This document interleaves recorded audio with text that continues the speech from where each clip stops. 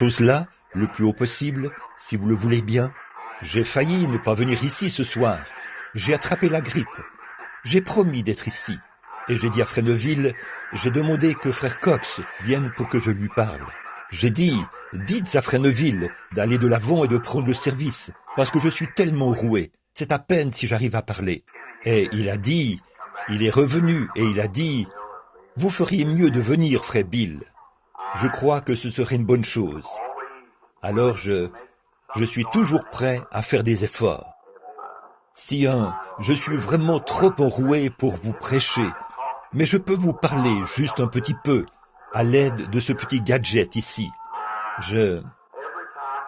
Chaque fois que je viens dans l'Indiana, je deviens enroué. Je ne sais pas pourquoi, mais j'attrape un rhume chaque fois. Cet endroit ici est vraiment bas. Je descends ici et on dirait que je ne peux pas éviter d'attraper ça. Je prie et on dirait que ça vient quand même. Mais j'essaie toujours de faire de mon mieux avec ce que j'ai. Alors, c'est ce que j'ai toujours essayé de faire, faire de notre mieux. C'est tout ce que Dieu respecte. Satan plutôt, excusez-moi. C'est tout ce à quoi il s'attend.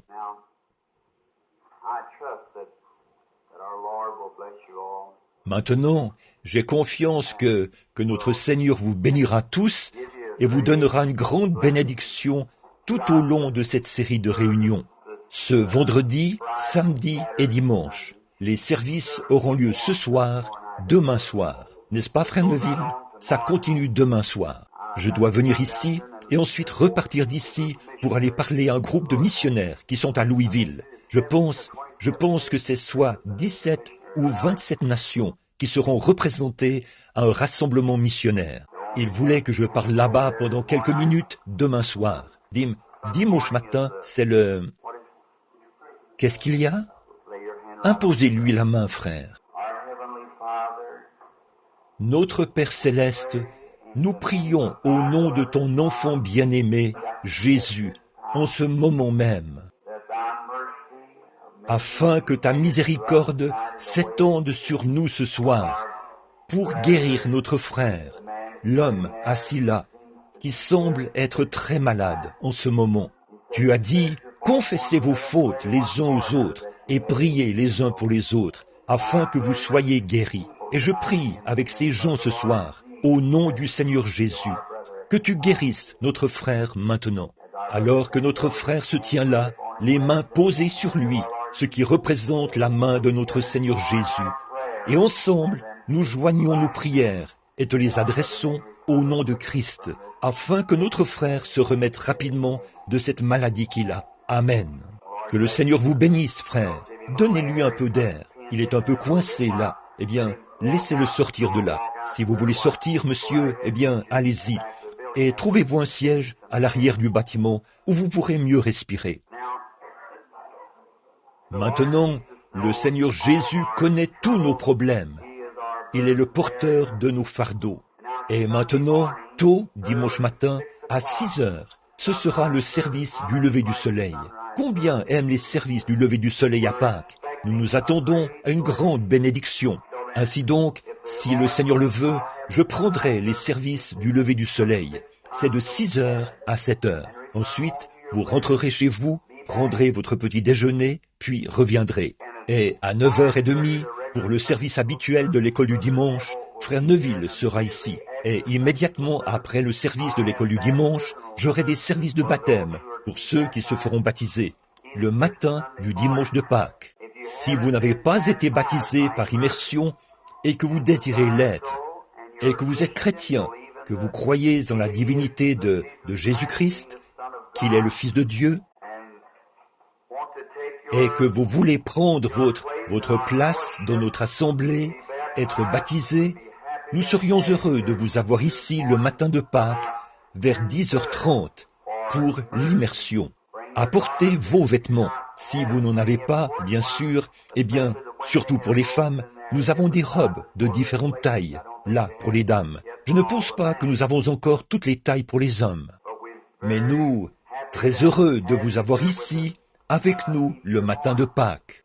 Ensuite, dimanche après-midi, il y aura un service funèbre pour quelqu'un qui habitait à la campagne ou qui habitait quelque part ici, qui était... Je crois qu'elle s'est convertie ici, par la prédication de Frère Neville, ici, il y a quelque temps.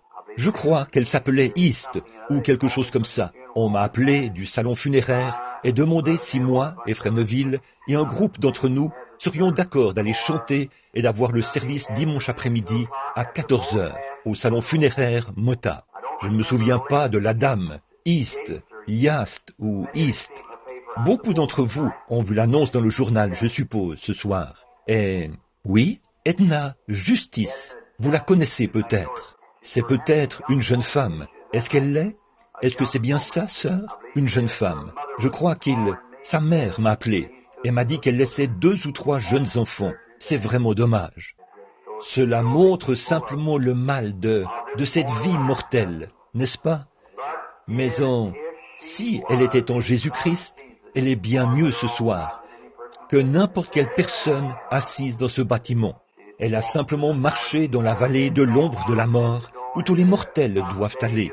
Et un jour, vous et moi, nous devrons aussi voyager dans cette direction-là. Mais nous n'aurons pas à traverser le Jourdain tout seul, car il est notre sauveur. Alors si vous désirez venir au salon funéraire Mota, qui est situé sur la rue Maple, entre Walnut et... Non, je crois que c'est entre la rue Locust et la rue Wall, sur la droite en allant vers l'ouest.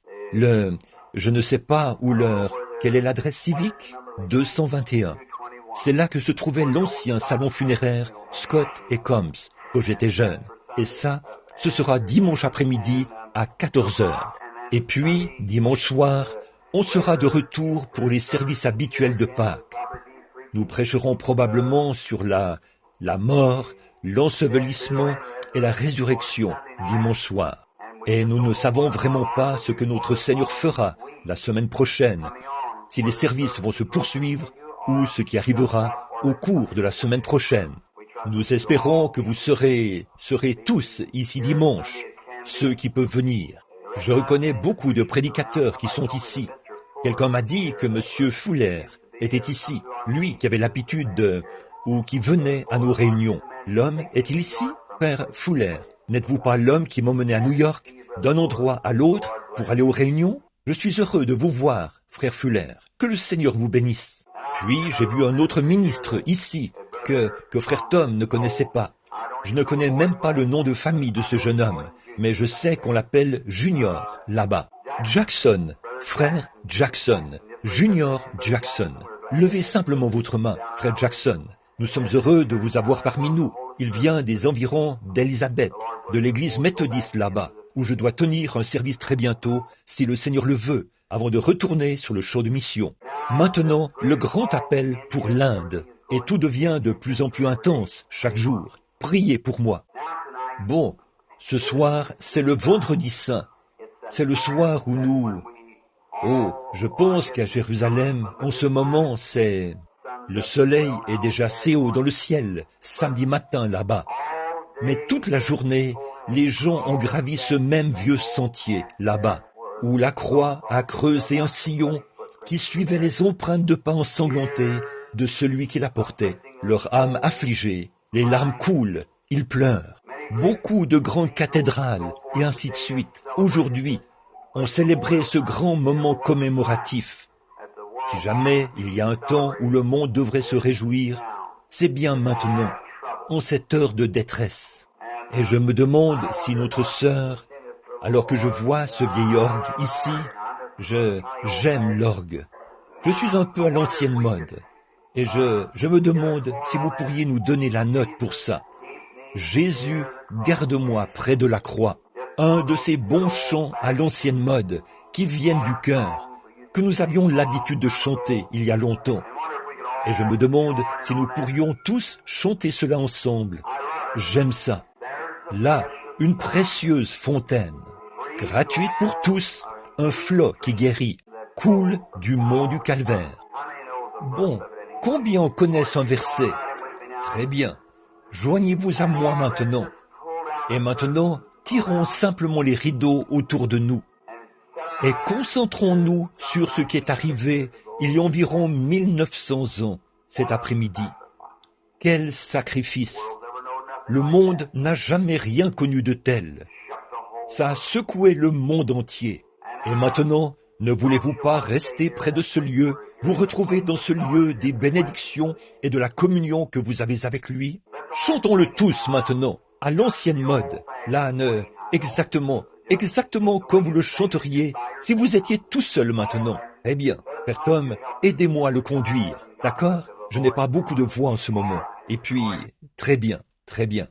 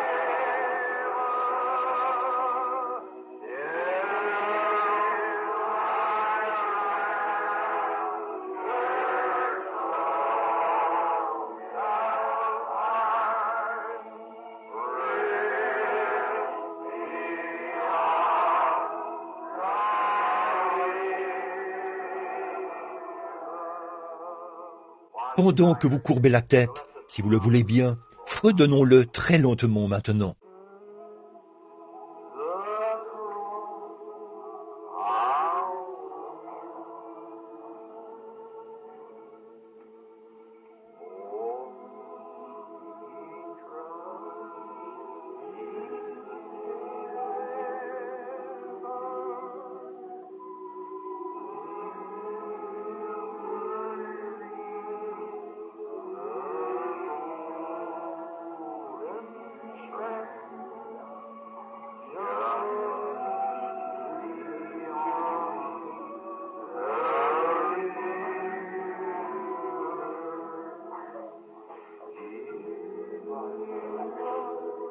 Je me demande maintenant si vous voudriez simplement... Personne ne l'a fait à votre place. Je me demande si vous ne voudriez pas consacrer de nouveau votre vie à Christ et dire « Seigneur, souviens-toi de moi. J'apprécie la fatigue, la souffrance. Tu as saigné et es mort pour moi. Je suis indigne, mais je vais lever la main maintenant, Seigneur, et tu me verras. Je veux consacrer de nouveau ma vie. Que Dieu vous bénisse. Que Dieu vous bénisse. Très bien. Je veux te consacrer de nouveau ma vie, Seigneur, maintenant même, en cette soirée du Vendredi Saint. Que Dieu vous bénisse. Père, je te prie de bénir ceux qui ont levé la main et ceux qui n'ont même pas eu le courage de le faire. Nous prions que celui qui est entièrement suffisant ce soir bénisse chacun d'eux. Nous pensons au calvaire, ô Dieu, à notre Sauveur, qui a vécu cette honte. On l'a enlevé de la croix et on l'a remis entre les mains d'un homme fortuné qui a pris son corps après avoir supplié Pilate. Il l'a pris et l'a enveloppé dans un lin pur pour le déposer dans le tombeau. Ô Dieu, quels sentiments ont dû éprouver ces pauvres disciples. Ils semblaient avoir été vaincus à ce moment-là.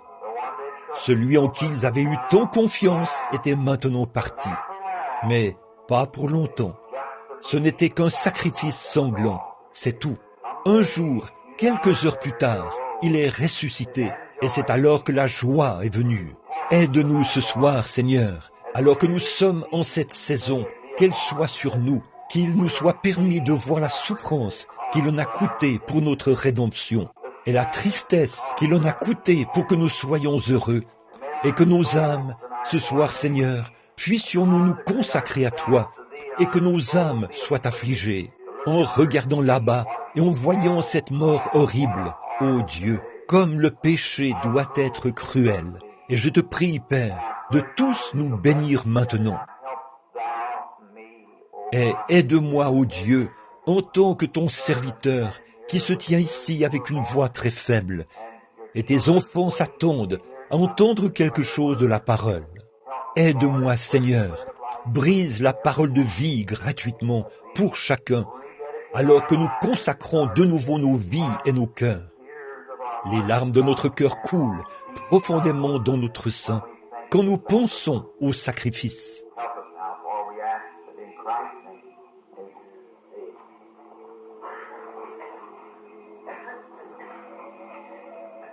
Aide-nous maintenant, car nous le demandons au nom de Christ. Amen. Je veux juste lire un peu maintenant, si vous voulez bien m'accorder toute votre attention pendant un petit moment, et prier pour moi. Dans Ésaïe, chapitre 53, nous avons probablement aujourd'hui entendu des émissions à la radio, et ainsi de suite. Je pensais simplement à Christ aujourd'hui. Je n'ai pas pu m'empêcher d'aller quelque part et de m'agenouiller. Et je ne pouvais pas m'empêcher de pleurer quand quand mes pensées m'ont ramené à ce qui s'est passé là-bas, au calvaire. Je n'ai pas eu l'occasion d'écouter les émissions à la radio, mais peut-être qu'ils se sont servis de l'Évangile pour leur prédication. Et peut-être que demain soir, nous aborderons cela de ce point de vue-là. Mais ce soir, retournons dans l'Ancien Testament. Je veux parler de la cruauté du péché et la peine qu'il en a coûté pour éliminer le péché de notre vie. Dans Ésaïe 53, le prophète, loin, 712 ans avant la venue du Seigneur, a prononcé ces paroles. Qui a cru à ce qui nous était annoncé? Qui ont reconnu le bras de l'Éternel? Il s'est élevé devant lui comme une faible plante, un rejeton qui sort d'une terre desséchée. Il n'avait ni beauté, ni éclat pour attirer nos regards, et son aspect n'avait rien pour nous plaire. Méprisé et abandonné des hommes de douleur, habitués à la souffrance, semblable à celui dont on détourne le visage. Nous l'avons dédaigné, nous n'avons fait de lui aucun cas. Cependant, ce sont notre souffrance qu'il a portée, de notre douleur qu'il s'est chargé, et nous l'avons considéré comme puni, frappé de Dieu et humilié. Mais il était blessé pour nos péchés, brisé pour notre iniquité. Le châtiment qui nous donne la paix est tombé sur lui, et c'est par ses meurtrissures que nous sommes guéris. Nous étions tous errants comme des brebis, chacun suivait sa propre voie, et l'Éternel a fait retomber sur lui l'iniquité de nous tous. Il a été maltraité et opprimé, il n'a point ouvert la bouche, semblable à un agneau qu'on a mené à la boucherie, à une brebis muette devant ceux qui le tondent. Il n'a point ouvert la bouche. Il a été enlevé par l'angoisse et le châtiment. Parmi ceux de sa génération, qui a cru qu'il était retranché de la terre des vivants et frappé pour les péchés de mon peuple. On avait mis son sépulcre parmi les méchants, son tombeau avec le riche, quoiqu'il n'eût point commis de violence et qu'il n'y eût pas de fraude dans sa bouche. Il a plu à l'Éternel de le briser par la souffrance. Après avoir livré une vie, ou après avoir vu sa vie en sacrifice pour le péché, il verra une postérité et prolongera ses jours, et l'œuvre de l'Éternel prospérera entre ses mains. Si je devais prendre un passage de l'Écriture comme sujet ce soir, je prendrais le verset 6. Nous étions tous errants comme des brebis, et l'Éternel, chacun suivait sa propre voie, et l'Éternel a fait retomber sur lui l'iniquité de nous tous. Je voudrais parler pendant quelques instants. Nous sommes toujours heureux quand il s'agit d'avoir la joie de l'Éternel parmi nous. Et combien je me réjouis beaucoup avec vous. Mais vous êtes-vous déjà demandé ce qu'il en a coûté pour l'avoir? Est-ce que vous avez déjà pris conscience du prix que cela a coûté, de ce qu'était le jugement et de ce qu'est la peine du péché?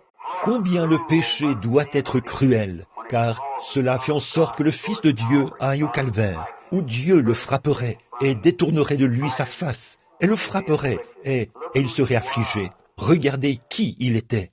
Maintenant, Je voudrais juste vous brosser un petit tableau alors que je vous parle maintenant. Faisons tous un petit voyage ce soir dans un petit vaisseau, et un petit vaisseau spatial ou un dirigeable. Retournons en arrière, 100 millions d'années avant qu'il y ait un monde, avant même qu'il y ait une étoile ou quoi que ce soit, et où on ne peut rien voir d'autre que l'espace. Et tout cet espace, c'était Dieu. Au commencement était Dieu. Et maintenant, nous allons voir naître une petite lumière blanche. Nous l'appellerons, par exemple, un halo. Et c'était le Fils de Dieu, le Logos, qui est sorti de Dieu au commencement. Et alors, il se tenait là. Et lui, dans sa pensée, il s'est mis à penser à ce que serait le monde. Et il a dessiné tout ce tableau dans son esprit. Et il a dit que la lumière soit. Et un atome s'est fissionné et a commencé à produire une réaction. Et il y a eu une explosion atomique, la première explosion atomique. Et alors, ces atomes ont commencé à s'accumuler jusqu'à ce que ça se transforme en cendres. Alors que l'humidité, ou quelle que soit la chose, a commencé à se décomposer. Et les atomes se sont fissionnés. Et au bout d'un moment, une étoile est apparue, ou un morceau un missile qui s'est envolé et qui a traversé les airs. Il l'a observé peut-être pendant quelques millions d'années, puis il l'a arrêté.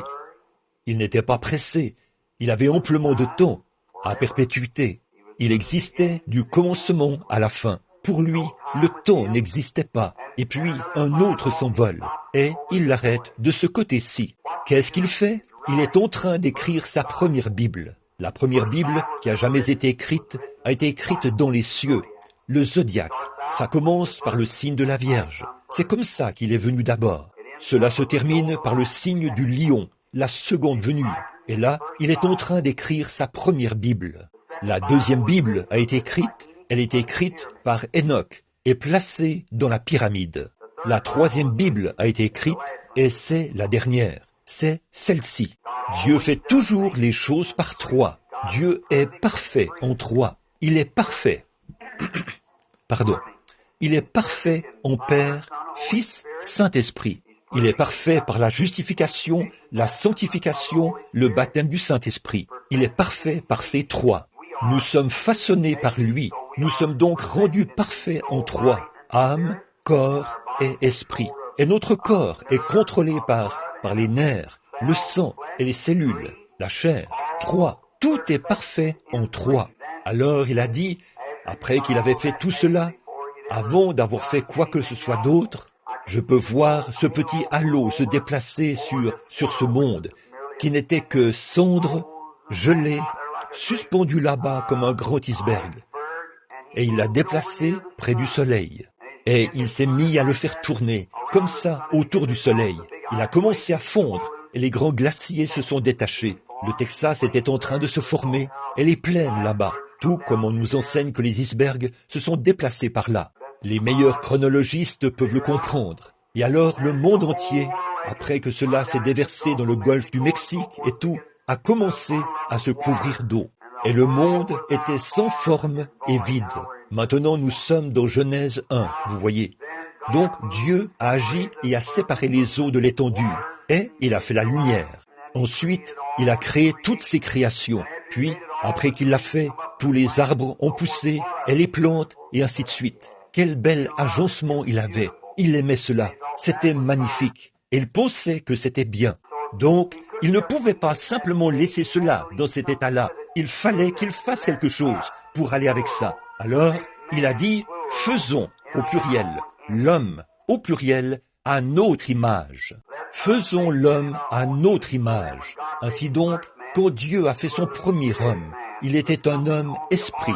Il était quelque chose qui ressemblait à Dieu, ou le Fils de Dieu, le Logos. C'était le premier homme. Ensuite, il a donné à l'homme juridiction de conduire toute la vie animale, tout comme le Saint-Esprit conduit le croyant aujourd'hui. Va ici, fais ceci. Or, si nous étions parfaitement soumis au Saint-Esprit, Dieu nous conduirait par le Saint-Esprit, tout comme Adam conduisait les animaux de cette époque-là. Alors, il les a faits, puis, quand il l'a fait, il s'est mis à agir selon l'idée là qu'il avait formé l'homme de la poussière de la terre. Il n'y avait pas d'homme pour cultiver le sol, personne pour travailler, pas d'être physique. Il a donc formé l'homme de la poussière de la terre.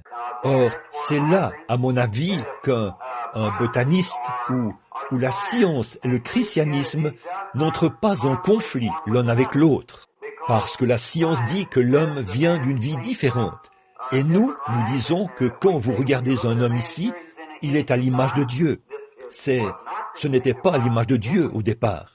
C'est l'image de la vie animale.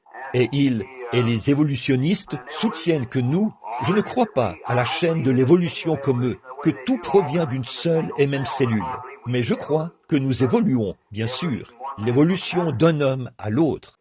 Mais alors, quand Dieu a fait tout cela et qu'il a mis l'homme il l'a formé de la poussière de la terre, là, pas à son image à lui. Il avait déjà créé l'homme. Alors, il a soufflé en lui le souffle de vie. Et l'homme est devenu une âme vivante. Donc, l'âme de l'homme est la nature de l'esprit. Or, quand vous êtes né de nouveau, vous ne recevez pas un esprit nouveau. Vous recevez une nouvelle nature de cet esprit. C'est le même esprit, mais une nouvelle nature.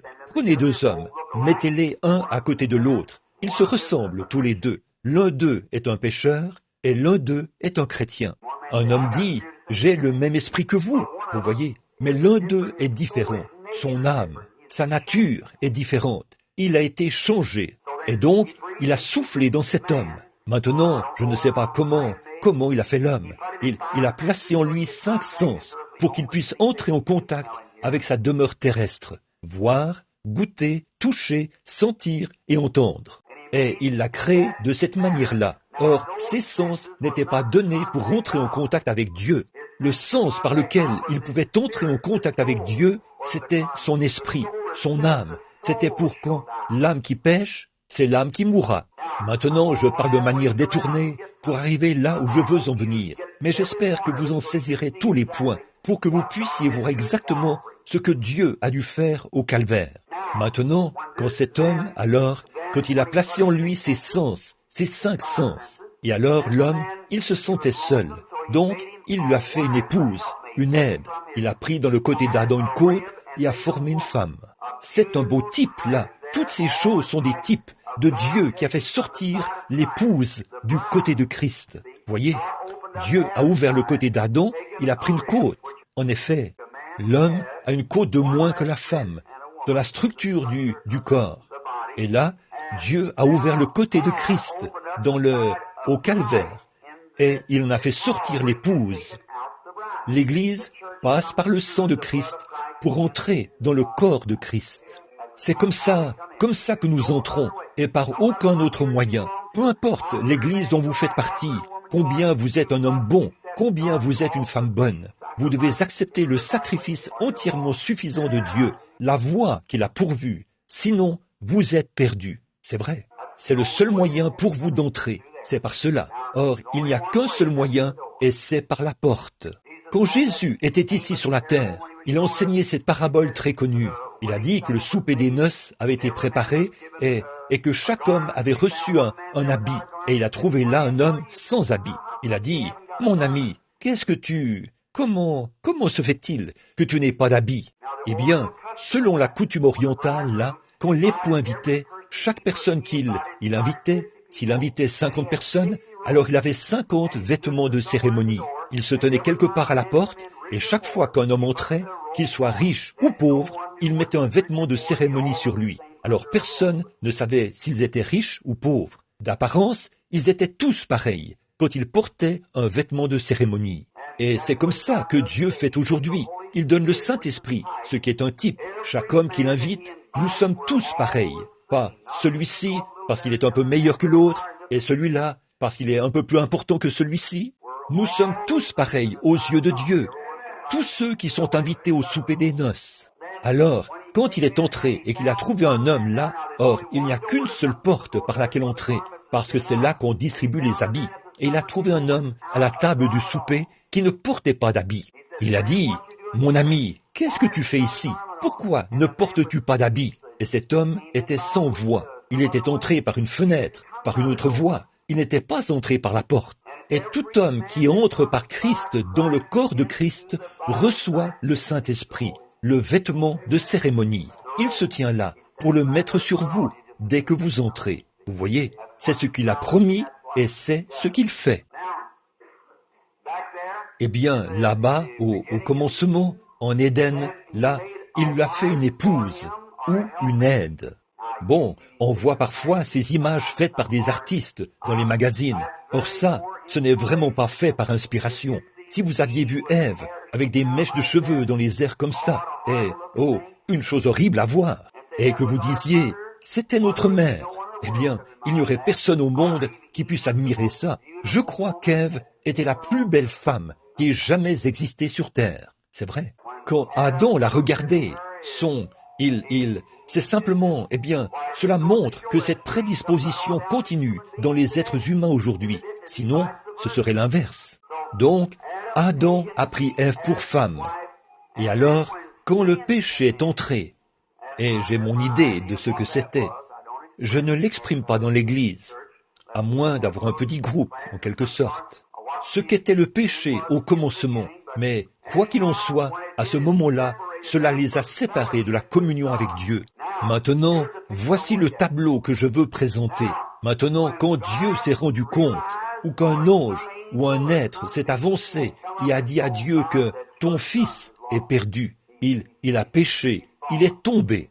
Maintenant, observez la nature de l'homme. La première chose qu'il fait, c'est de se faire une religion. Un homme, il a une sorte de religion.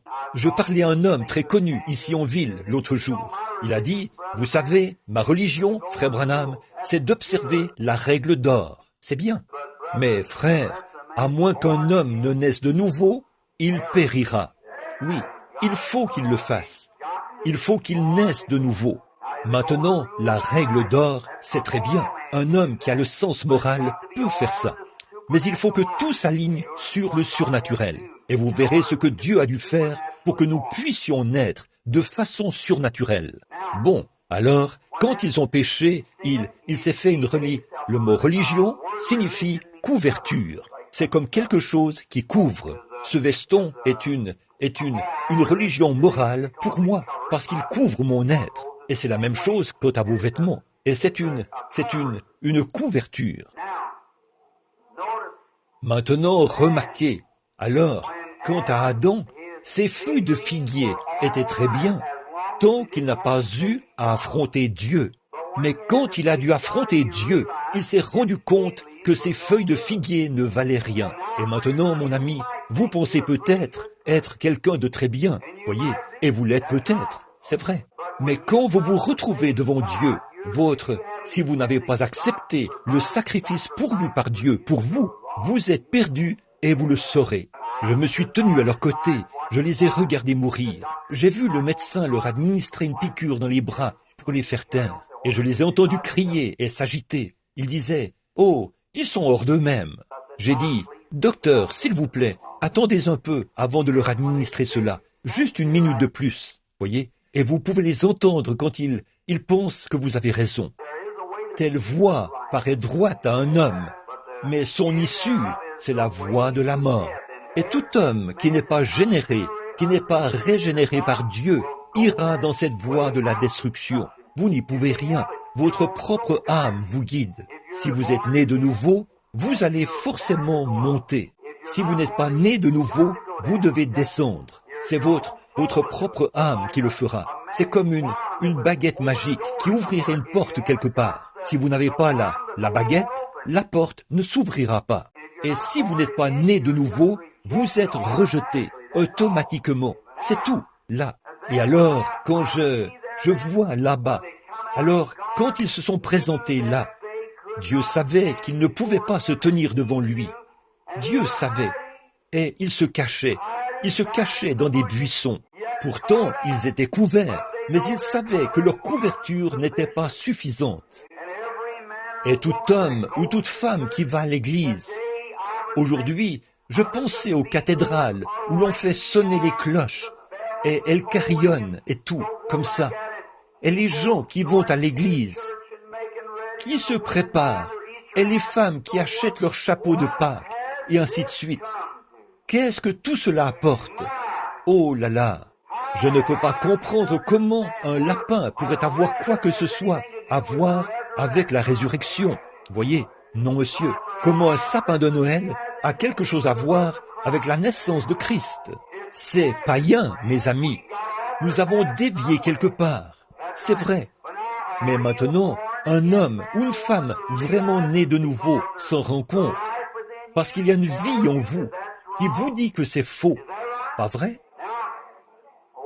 Maintenant, observez, Adam et Ève. Oh là là, quand j'y pense, j'oublie ma grippe, ou quelle que soit la chose que j'avais.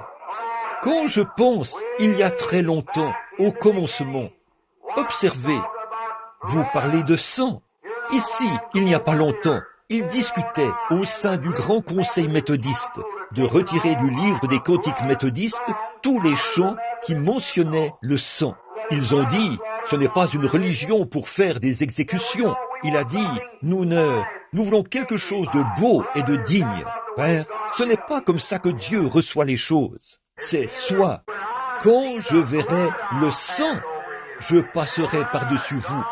Le sang, Dieu, le seul substitut qui existe, c'est seulement la vie se trouve dans le sang. Vous pouvez donc manger la viande, mais le sang, c'est-à-dire la vie, répandez-le sur le sol.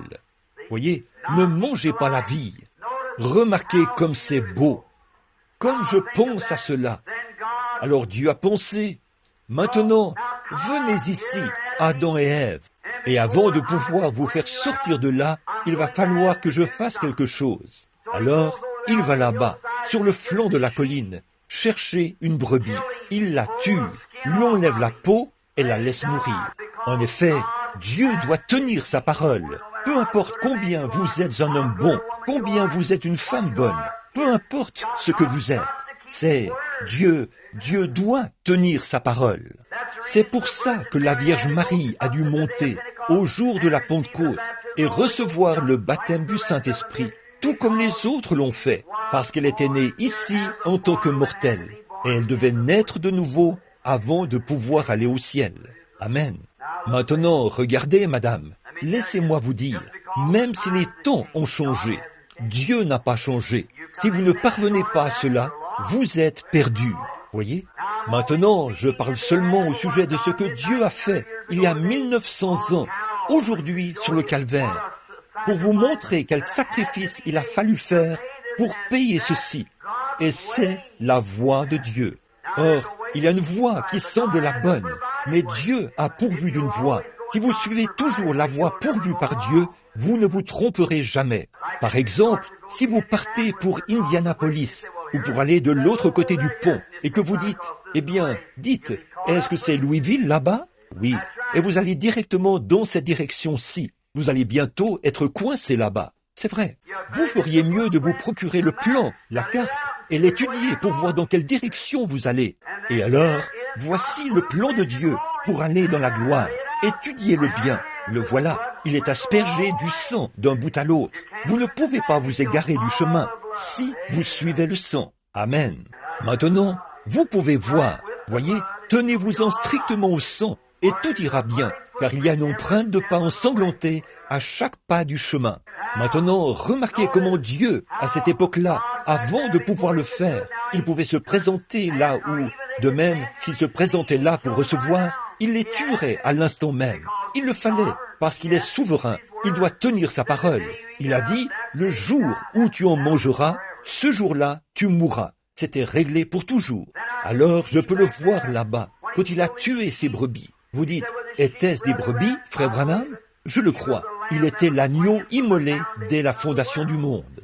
Et c'était une peau de brebis. Il les a prises et les a lancées dans les buissons et leur a dit, revêtez-vous de ceci, sortez et recevez.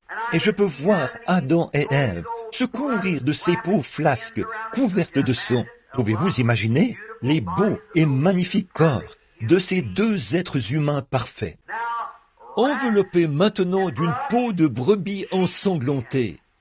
Je peux les voir se tenir là. Dieu a dit, Adam, parce que tu as écouté ta femme plutôt que moi, comme je t'ai pris de la poussière, tu retourneras à la poussière. Et Ève, parce que tu as écouté le serpent plutôt que moi, eh bien, tu as apporté la vie, tu as retiré la vie du monde. Alors, tu devras mettre au monde.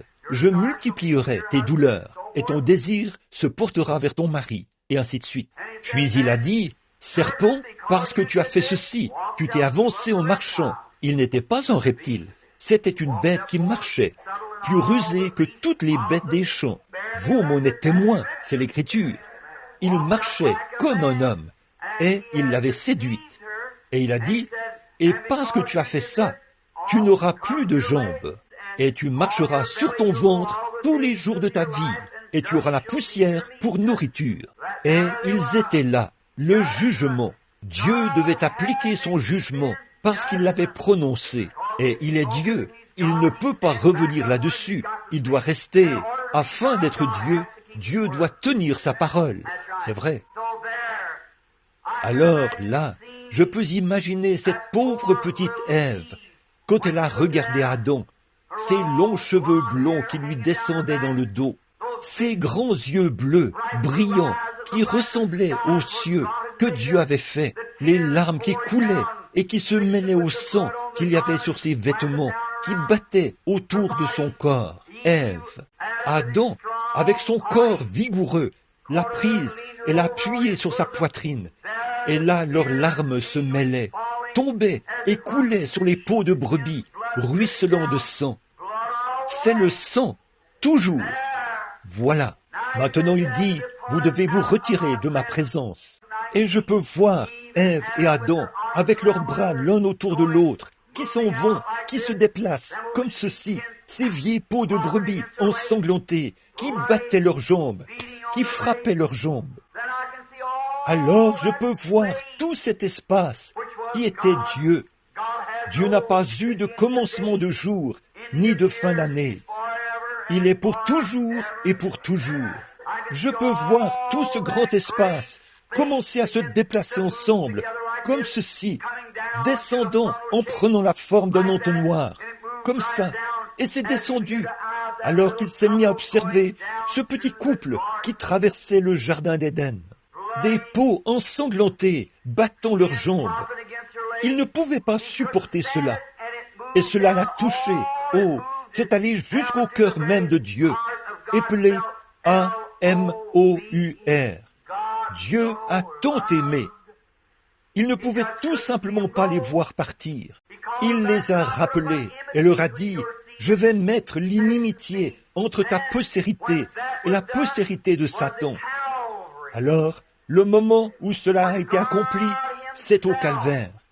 Quand Dieu lui-même est descendu en se servant d'une femme, quand il est né d'une vierge, comme j'aimerais m'attarder un peu ici sur ce qui est arrivé en Éden.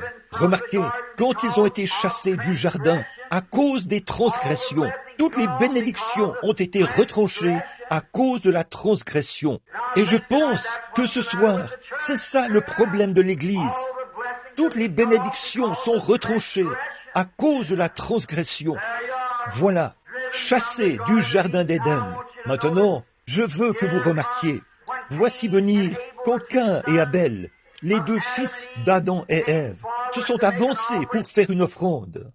Je crois que le grand chérubin était du côté est de la porte, faisant tournoyer cette épée, gardant cette porte qui permettait d'entrer en Éden. Remarquez, le feu du Saint-Esprit qui gardait la porte. Et aujourd'hui, c'est ce qui garde la porte. Si vous avez peur du Saint-Esprit et du feu, vous n'entrerez jamais. Enflammez l'épée de Dieu. Dieu est un feu dévorant. Il veille sur cet arbre. Il garde cet arbre de vie. Et maintenant, remarquez, voici un beau tableau. Oh là là, je peux voir Adam, ou Caïn et Abel plutôt, travailler dur maintenant, ou aller faire un sacrifice. Je crois qu'ils ont construit leur autel juste à la porte, au trône, où ils pouvaient adorer. Remarquez, voici Caïn qui arrive. Il avait probablement travaillé toute l'année. Il avait travaillé dur, faisant tout ce qu'il pouvait pour obtenir les plus grosses pommes, ou les plus grosses citrouilles, ou quoi qu'il avait. et il a porté cela à la porte. Il a construit un autel juste là, à côté de la porte, dont la présence de Dieu. Il a mis tous ses fruits et les grands lys qu'elle a et tout, et les a déposés correctement sur l'autel. Puis il s'est agenouillé et a adoré Dieu. Maintenant, je veux que vous... J'espère que ceci pénètre profondément, comme jamais auparavant, jusqu'à ce que vous le saisissiez. Vous voyez? Maintenant, remarquez. Si Dieu exige seulement que vous alliez à l'église, Caïn était aussi juste qu'Abel l'était. Caïn a bâti un autel pour le Seigneur. Vous dites, eh bien, frère Branham, non seulement je fais ça, mais je fais un sacrifice. Je paye pour des missions à l'étranger. Et ces choses-là, c'est très bien. Elles sont très bien. Mais Dieu exige plus. Caïn a lui-même fait ça. Voyez, il a apporté un sacrifice. Il a adoré le Seigneur. Il s'est agenouillé, a offert des louanges au Seigneur et a dit, « Seigneur, me voici, me voici. Et je t'ai apporté une offrande. J'ai construit un autel. » Amen.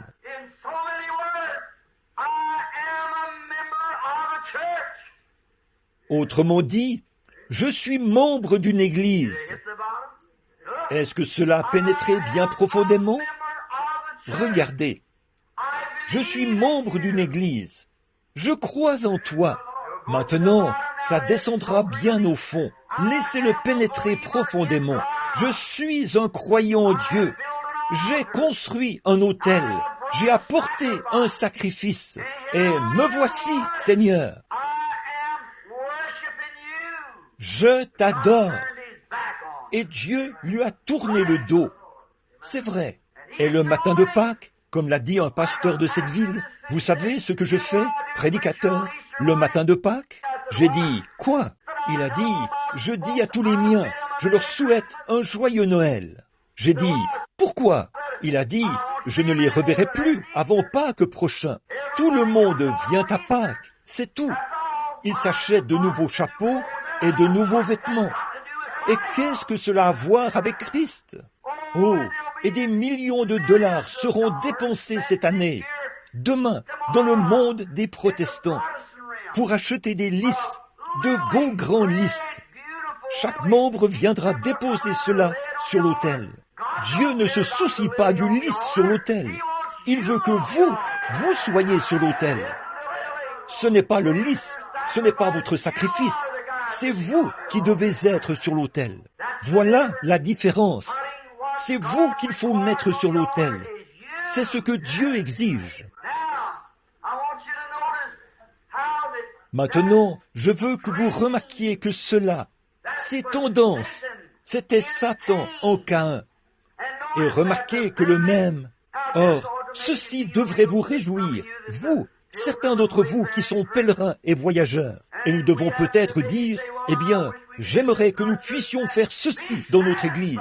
Et cela, soyez satisfaits. Alléluia. Je préférerais adorer dans une vieille petite pièce, quelque part dans une ruelle, et que Dieu s'y trouve, plutôt que dans une cathédrale sans Dieu. C'est vrai, bien sûr. Voilà, c'était un pauvre homme. Remarquez, alors, il a porté son offrande, Caïn l'a fait, et il l'a déposée là. Maintenant, remarquez, il venait de la lignée de Satan, car il s'attendait à ce que Dieu reçoive ces choses, parce que c'était de beaux fruits, quelque chose qu'il avait fait lui-même.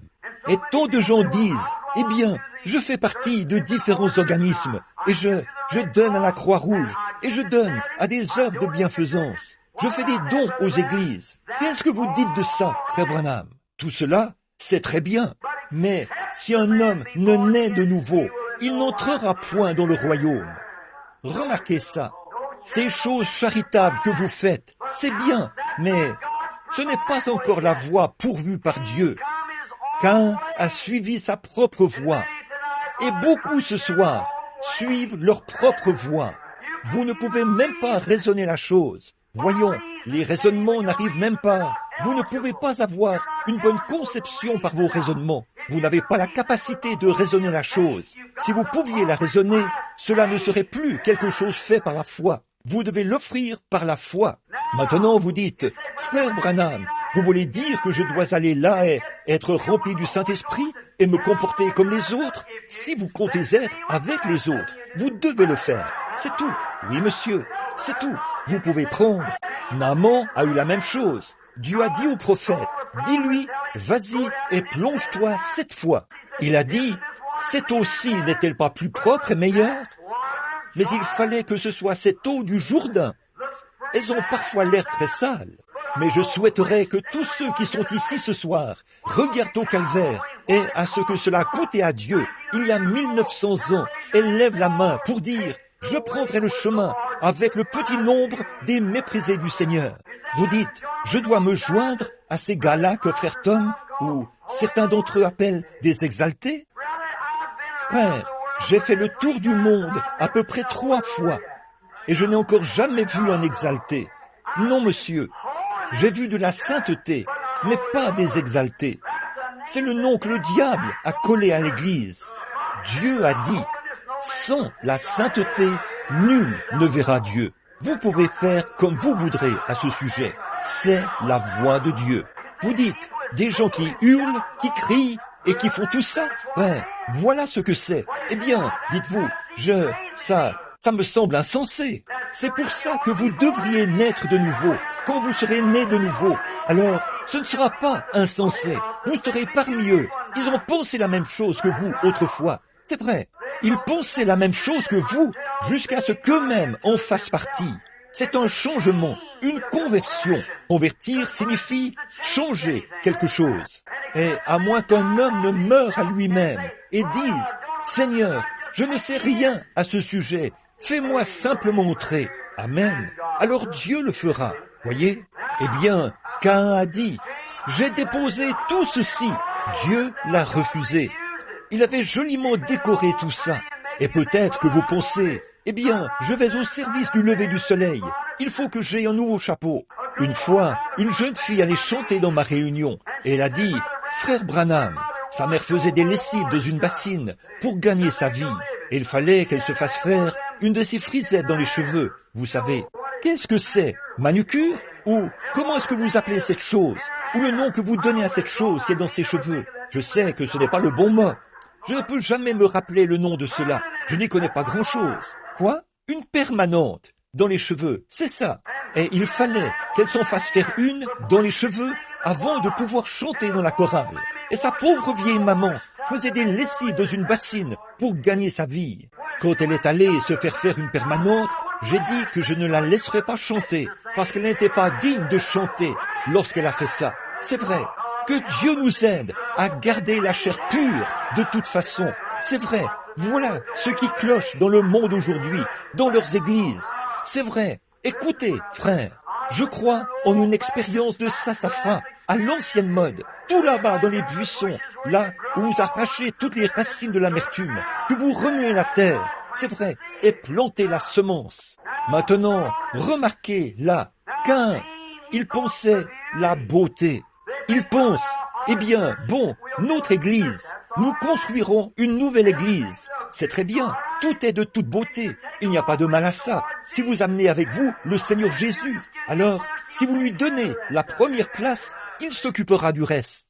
Quelqu'un a dit, « Frère Branham, croyez-vous que cette jeune fille devrait venir à l'hôtel avec cette apparence-là » J'ai dit, « Frère, le printemps arrive, tous les chênes nains là-bas, chacun d'eux, ils ont les feuilles qu'ils avaient l'automne dernier. Mais nous n'avons pas besoin d'aller arracher les feuilles pour permettre aux nouvelles de pousser. Nous n'avons qu'à laisser venir la nouvelle vie. Et la vieille feuille tombe. C'est vrai. Amen. Écoutez, permettez-moi de dire ceci aussi. Si la vieille feuille ne tombe pas, cela montre que la nouvelle vie n'est pas venue. Ne vous fâchez pas contre moi maintenant. Je parle de Jésus. Très bien, c'est ça. Très bien. Observez ce que cela a coûté à notre Père Céleste. Regardez ce qu'il a fait là. Et voilà Caïn qui arrive. Et il a fait son offrande. Il adorait. Il allait à l'église. Il était aussi bon que les autres. Ésaü était pareil. Ésaü, dans son caractère, était un meilleur homme que Jacob. Il était bien plus gentleman. Il aimait son père et les choses qu'il a faites. Mais Dieu a choisi Jacob. Remarquez là, quand Abel est venu faire son offrande, eh bien, ça a été toute une différence quand Abel est venu. Voilà Abel qui arrive. Il n'a pas travaillé. Il n'a pas essayé de trouver la plus grande église de la ville où aller. Il n'a pas cherché à trouver les gens les plus gentils à côtoyer. Amen. Il a simplement pris quelque chose qu'il avait et il est venu. C'est tout. Il était berger. Alors, il a simplement tendu la main, a pris un agneau et a attaché. Je suppose qu'il n'avait pas de chanvre à cette époque-là. Alors, il a dû prendre un rameau de vigne et l'enrouler autour de son cou. Mais qu'est-ce que cela représentait? Il a été mené au calvaire. Il était l'agneau. Il a dit, pourquoi est-il né dans une grange? Eh bien, les agneaux ne naissent pas dans les maisons, ils naissent dans des granges. Et ils étaient menés, ils mènent à la boucherie comme un agneau. Et il était mené là, au calvaire. Il était l'agneau de Dieu, amen, dès la fondation du monde. Quand j'y pense, là, voilà le petit agneau d'Abel qui arrive. Voilà l'agneau de Dieu qui arrive. Quand j'y pense, mon cœur bondit sans cesse. Lorsque je pense que moi, un pauvre pécheur indigne, impie, mourant sans Dieu, sans Christ, dans le monde, sans espérance, et au temps convenable, Christ est mort à ma place. Celui qui est magnifique, il a été méprisé et rejeté, afin que je sois agréé devant lui, à ma place. Oh, je n'en reviens toujours pas. Je ne peux vraiment pas imaginer comment il a pu faire ça pour moi. Qui étais-je? Alors vous dites, est-ce qu'il a fait ça pour vous? Oui. Le Saint-Esprit est venu à ma recherche un jour et il a dit, il a fait ça pour toi. Et je l'ai cru. Je l'ai cru. Oui, monsieur, je l'ai accepté et j'ai découvert qu'il en était ainsi. Peu importe ce que les gens disaient qu'ils étaient. Ils étaient des fanatiques ou quoi qu'ils étaient. J'ai cru Dieu et il a fait exactement ce qu'il a dit. Je peux voir le petit Abel. Observez maintenant. Oh là là, je peux voir Abel aller chercher ce petit rameau de vigne, tendre la main et prendre un petit agneau mâle, le premier-né de la maman brebis. Enrouler cette vigne autour de son cou, le voilà qui arrive, entraînant cet agneau. Il n'y a pas beaucoup de beauté là-dedans, n'est-ce pas? Le traînant là-bas. Puis, il l'a mené jusqu'à un gros rocher, l'a posé là-dessus, à l'extrémité est de la porte. Maintenant, remarquez, Caïn avait probablement travaillé dur toute l'année pour obtenir la meilleure récolte possible. Il pensait pouvoir plaire à Dieu par cela. Et beaucoup de gens disent, je vais arrêter de mentir, je vais arrêter de voler, je vais arrêter de fumer, je vais me tourner vers une meilleure catégorie de gens, je vais adhérer à une certaine association. Nous y voilà. Dieu ne se soucie pas que vous tourniez une nouvelle page. Il veut que vous tourniez votre cœur vers Christ et que vous le laissiez agir en vous.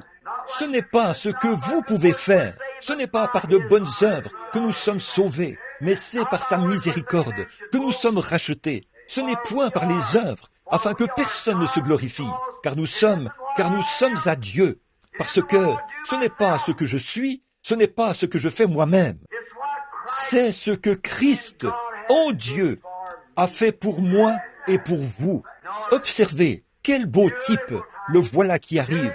Il traîne le petit agneau, il le tire derrière lui. Je peux imaginer ce petit être qui tombe. Il savait probablement ce qui était sur le point d'arriver. Il traînait ses petits pieds. Un type parfait de Christ qui traîne la croix. L'agneau de Dieu qui traverse Jérusalem, qui tombe, faible. Voilà le petit être qui arrive en bêlant. Et quand il l'a mené jusqu'au grand rocher, qu'il l'a posé sur le rocher, qu'il a pris un morceau de pierre tranchante. Je ne sais pas, je suppose qu'il n'avait pas de couteau à cette époque-là. Il l'a couché là, comme ça. Il l'a pris par la nuque et l'a relevé comme ceci. Il a pris un coup, ou la pierre, et il s'est mis à trancher sa petite gorge. Et à force de frapper, la pierre a commencé à trancher sa gorge. C'est sur ce rocher que l'agneau est mort, sanglant, bêlant. Le sang faisait des éclaboussures. Ses petites artères étaient tranchées. Le sang giclait partout. Sa petite laine blanche est alors devenue rouge, baignée de sang. Dieu a regardé du haut du ciel et a dit, « C'est ça, là, tu y es. C'est comme ça qu'il faut faire. » Le sang qui giclait de ses petites veines. Qu'est-ce que ça représentait? le Fils de Dieu, il y a 1900 ans et quelques. Cet après-midi, il a été enlevé de la prison, il a été mené au tribunal, de là à la salle de la flagellation, de là jusqu'à Golgotha. Il a gravi la colline, Simon de Cyrène l'aidant à porter la croix. Et là, il est mort, sur le rocher des âges. Son sang qui coulait à force d'avoir reçu des coups, son corps était meurtri. Alléluia! De gros crachats de soldats moqueurs sur son visage. Et il a dit, si mon royaume était de ce monde, je demanderais à mon Père, il me donnerait des légions d'anges qui viendraient combattre pour moi. Mais ceci, ce n'est pas mon royaume. Mais que ton royaume vienne, que ta volonté soit faite, et cela sera bientôt ici. Que ton royaume vienne, que ta volonté soit faite. Oh là là! Quand Billy Sunday a dit ceci une fois, dans chaque arbre se trouvait un ange. A-t-il dit, il libère simplement ta main, pointe ton doigt, c'est tout ce que tu auras à faire. Nous réglerons la question ici-bas. Je crois que c'est la vérité. Caïphe a regardé et a dit, il a sauvé les autres, et il ne peut se sauver lui-même. C'était le plus grand compliment qu'on lui ait jamais fait. S'il se sauvait lui-même, il ne pourrait pas sauver les autres. Alors, il a donné sa vie afin de pouvoir sauver les autres. Alléluia! Amen!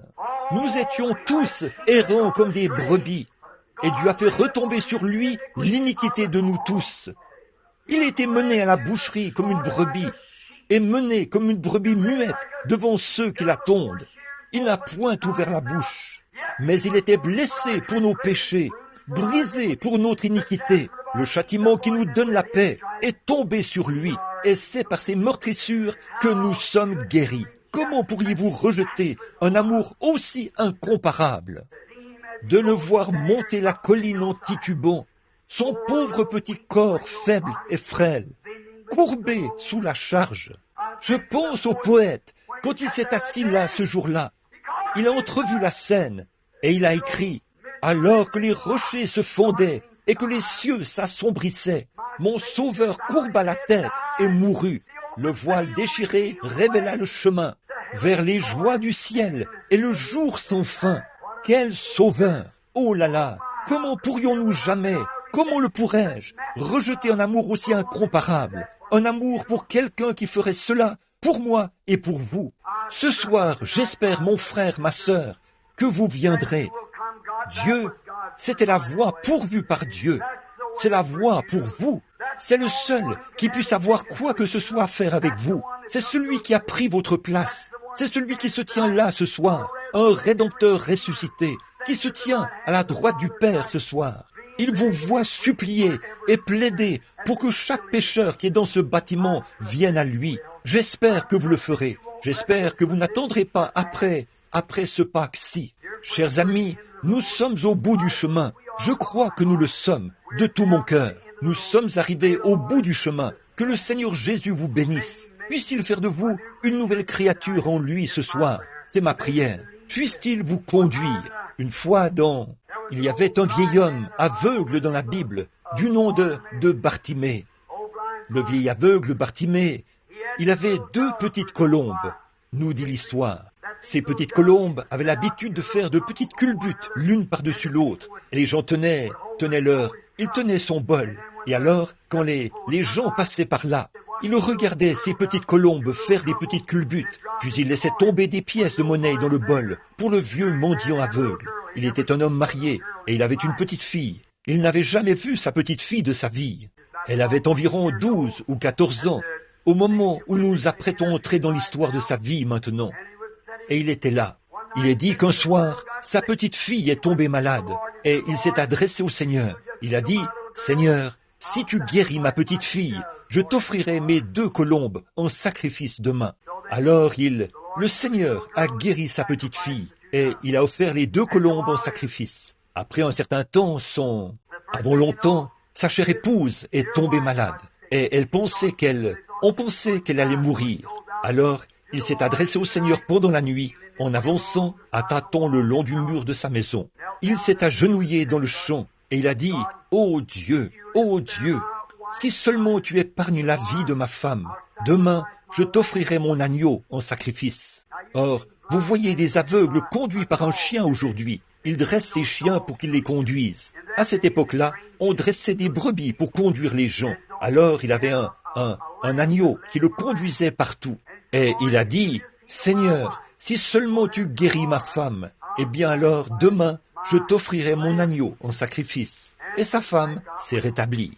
Et le lendemain, il était en route vers le temple, et il est dit que le souverain sacrificateur, Caïphe, s'est approché et a dit, « Aveugle Bartimée, où vas-tu » Il a dit, « Je vais au temple, ô souverain sacrificateur, pour offrir mon agneau en sacrifice. J'ai promis au Seigneur que s'il guérissait ma femme, j'offrirais mon agneau. » Il a dit, « Tu ne peux pas offrir cet agneau, Bartimée, parce que cet agneau, c'est tes yeux. » Il a dit, « Je vais te donner de l'argent, et tu t'achèteras un agneau chez les vendeurs, au temple. » Mais Bartimée a dit, « Ô souverain sacrificateur, je n'ai jamais promis à Dieu un agneau.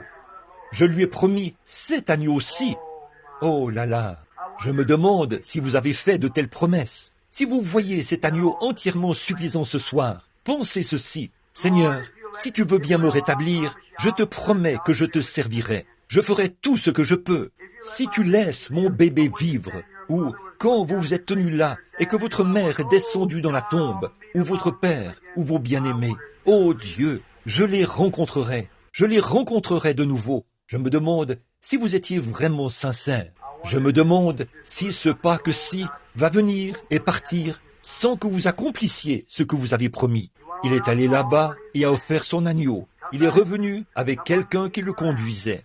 Alors, il a dit, quand il est revenu, il a dit, « Bartimée, tu ne peux pas faire ça. » Le sacrificateur qui s'est approché pour prendre son agneau a dit, « Tu ne peux pas offrir ceci. Tu ne peux pas offrir cet agneau en sacrifice. » Il a dit, « Aveugle Bartimée, sais-tu que cet agneau, c'est tes yeux ?» Il a dit, « Oui, je sais ça, mais j'ai promis à Dieu, et Dieu pourvoira d'un agneau pour les yeux de l'aveugle Bartimée. » Un jour, peu de temps après, il grelottait de froid. On a entendu du bruit. Dieu avait pourvu de l'agneau pour les yeux de l'aveugle Bartimée. Il s'est avancé dans la rue. Il a dit, « Qu'est-ce que c'est que tout ce bruit ?» Il y a généralement du bruit là où il se trouve. Il a dit, « Qu'est-ce que c'est que tout ce bruit ?» On a dit, « C'est quelqu'un, Jésus de Nazareth qui passe. » Il a jeté son manteau par terre, sans regarder où il tombait. Là, il s'en fichait. Dieu avait pourvu d'un agneau. Il est allé directement vers l'agneau. Il a dit, « Oh Jésus, fils de David, aie pitié, aie pitié !»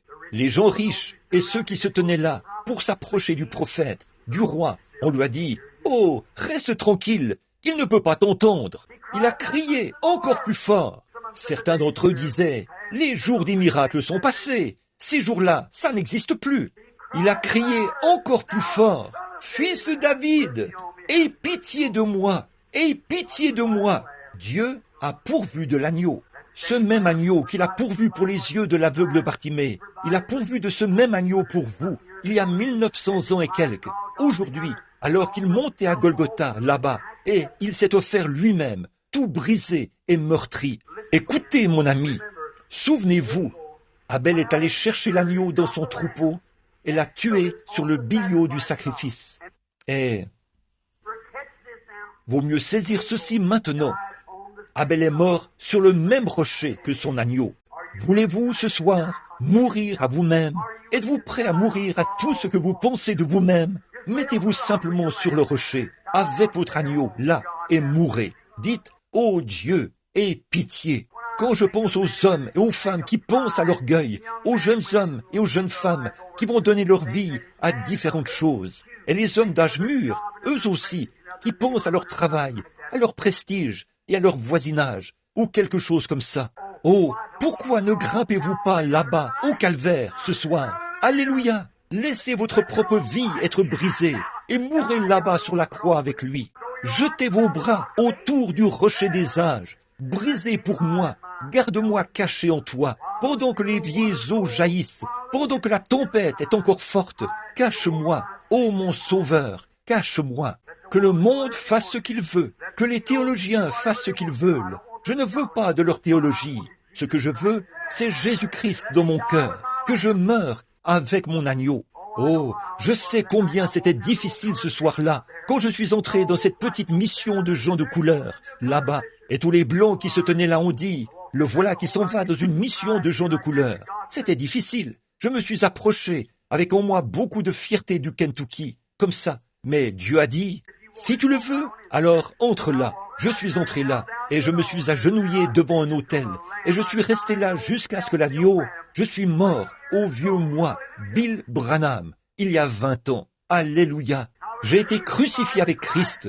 Pourtant je vis, pas moi, mais Christ vit en moi. Un jour, dans cette glorieuse résurrection, quand il viendra, mon corps reposera peut-être là-bas dans la terre. Mais à ce moment-là, vous verrez l'herbe se retirer, et moi, je sortirai de là, à sa grande et glorieuse image, aux côtés de beaucoup de ces gens. Alléluia, car je le connais dans la puissance de sa résurrection. J'espère que c'est ce que chacun de vous fait ce soir. Gravissez Golgotha là-bas ce soir. Faisons un petit voyage maintenant. Alors que vous nous donnez la note, si vous le voulez bien, sœur, de « Mon Dieu, plus près de toi », pendant que nous sommes. Vous dites « C'est pour des funérailles ». Eh bien, frère, s'il y a un temps où nous avons eu besoin de funérailles, c'est maintenant même, quand les hommes vont mourir à eux-mêmes et à leur orgueil. Courbons la tête silencieusement maintenant, pendant qu'elle nous donne la note, si ça va. Oh Dieu! Oh, quand je pense à ce qui s'est passé là-bas. Même mes os frémissent, rien que d'y penser. Je pense à cet agneau, quand ils l'ont meurtri. Oui, qu'ils ont mis des épines sur sa tête et les ont enfoncées. Les soldats lui ont craché au visage. Ils ont dit, « Ô roi, fais quelque chose maintenant. » Il était le prophète des prophètes. Ils lui avaient entouré le visage d'un morceau d'étoffe et l'ont frappé sur la tête avec un roseau. Ils ont dit, « Maintenant prophétise, dis-nous qui t'a frappé. » Mais le prophète a dit, « Il n'a point ouvert la bouche. » Il l'avait dit.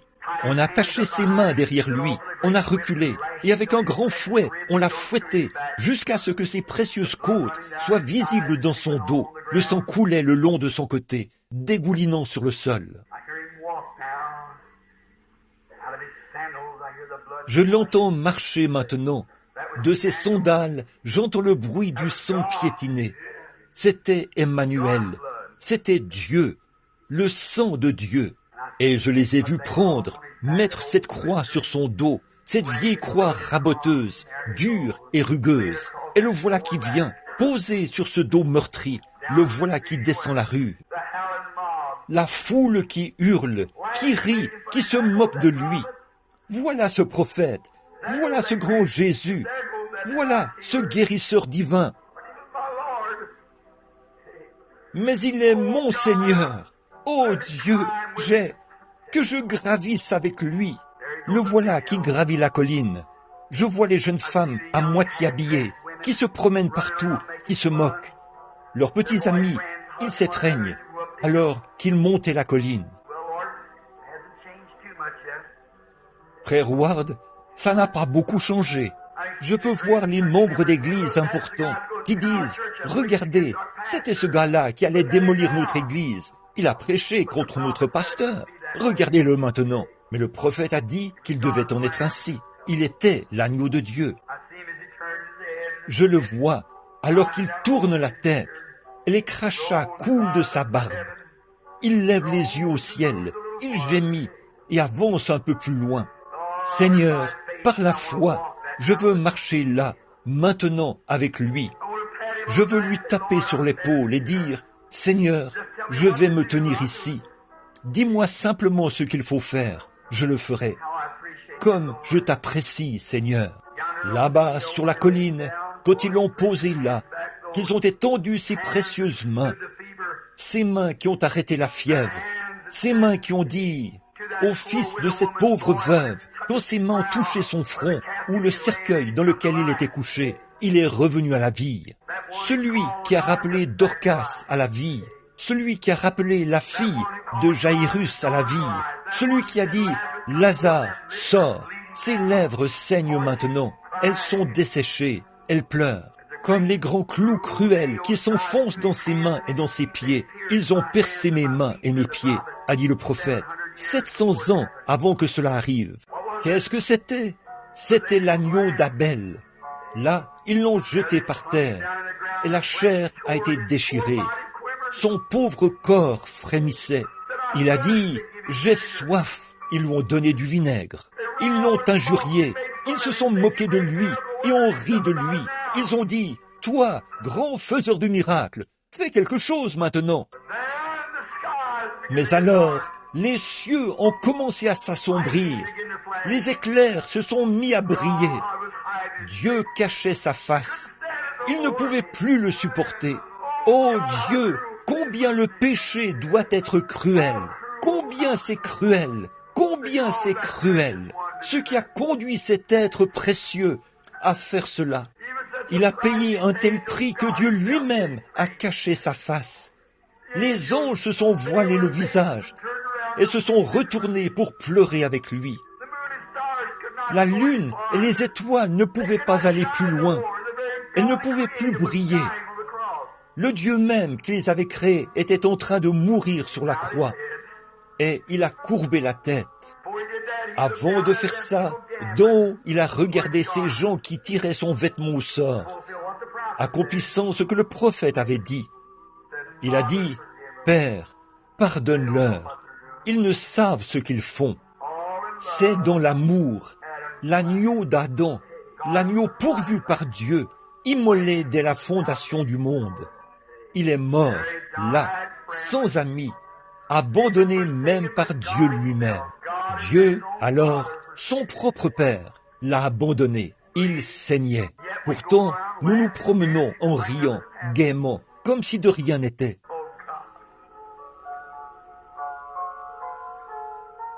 Oh Dieu, c'était ce son-là. Quand là-bas, à l'hôpital, le médecin a dit « Il est en train de mourir », c'était ce son-là qui m'a guéri. Un jeune pécheur qui courait ici et là, c'était ce son-là qui a pardonné mes péchés. C'était ce son-là qui m'a sorti, qui m'a fait sortir de l'endroit de débauche où je vivais. Et qui m'a établi et a fait de moi ton fils. Oh, pauvre agneau mourant, ton précieux sang. Garde-moi près de la croix, Seigneur. C'est ma vision. Voilà ce qu'il en est là-bas. L'amour, le grand cœur de Dieu qui agit là.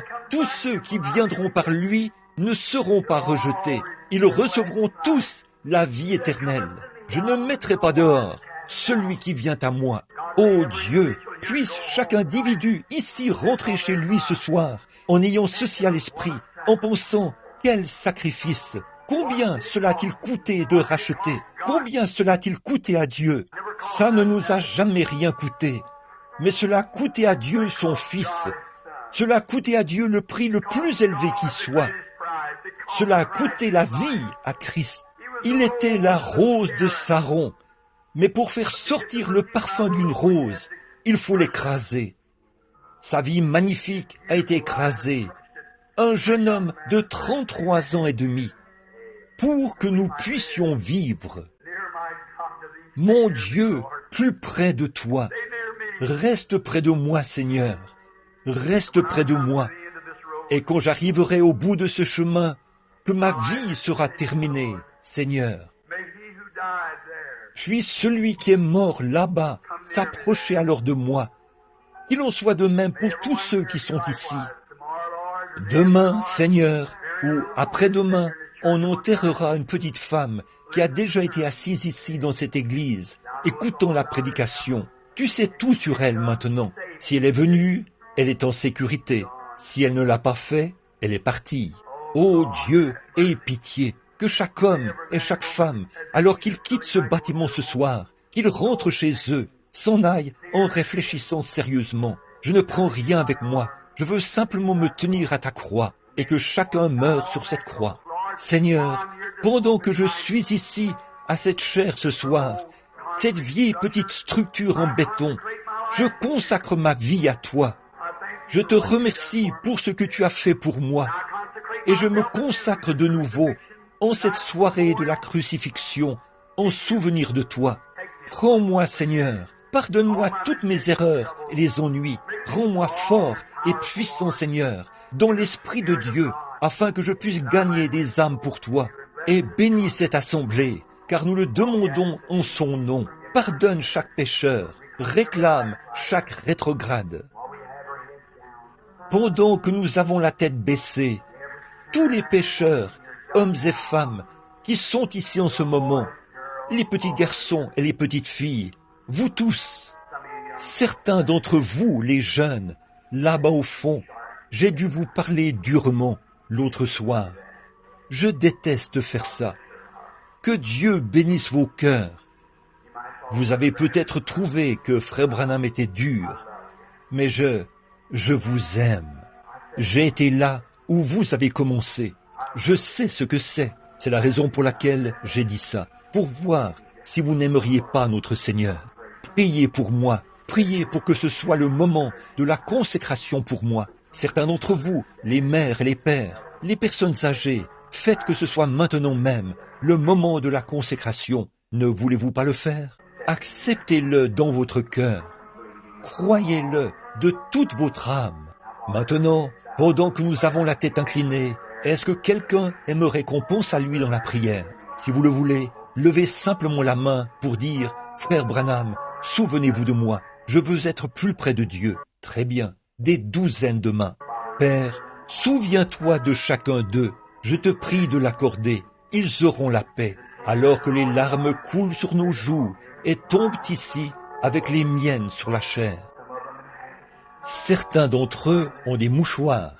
Certains d'entre eux sont de grands hommes, costauds, rudes, ici devant moi. Des larmes coulent sur leur visage aux joues ridées. Reçois-nous, Seigneur. Pardonne chacun de nous dans cette présence divine. Dieu bien-aimé, ce soir, pardonne-nous, Seigneur, jeunes et vieux. Puissions-nous être sauvés en ce jour-là et emmenés dans ton royaume, car nous le demandons en son nom. Amen.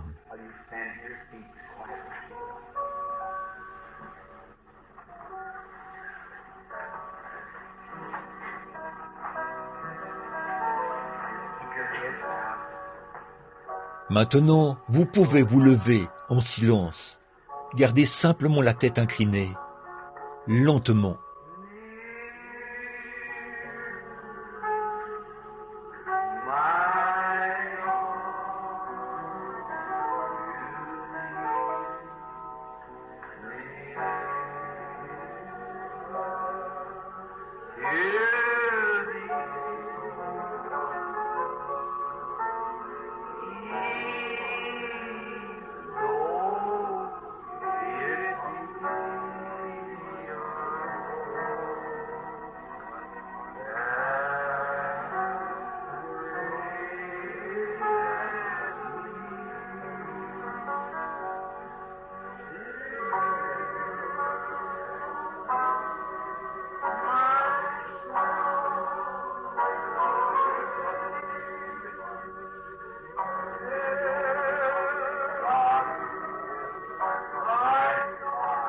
Dieu, mon Dieu, pourquoi m'as-tu abandonné?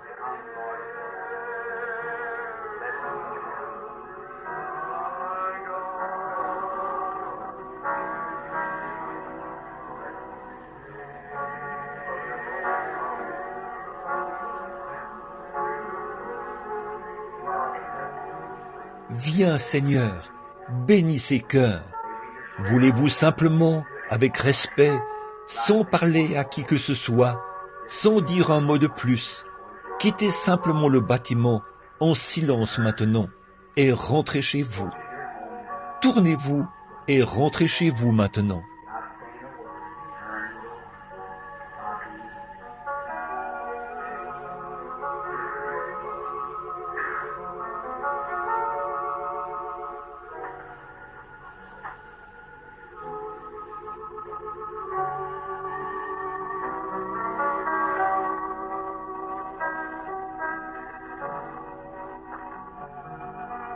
Sans dire un mot, tournez-vous et sortez.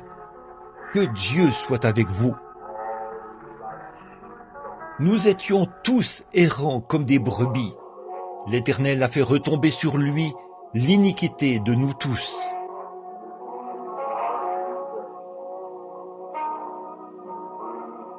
Mais il était blessé pour nos péchés, brisé pour notre iniquité. Le châtiment qui nous donne la paix est tombé sur lui. Et nous l'avons considéré comme puni, frappé, humilié.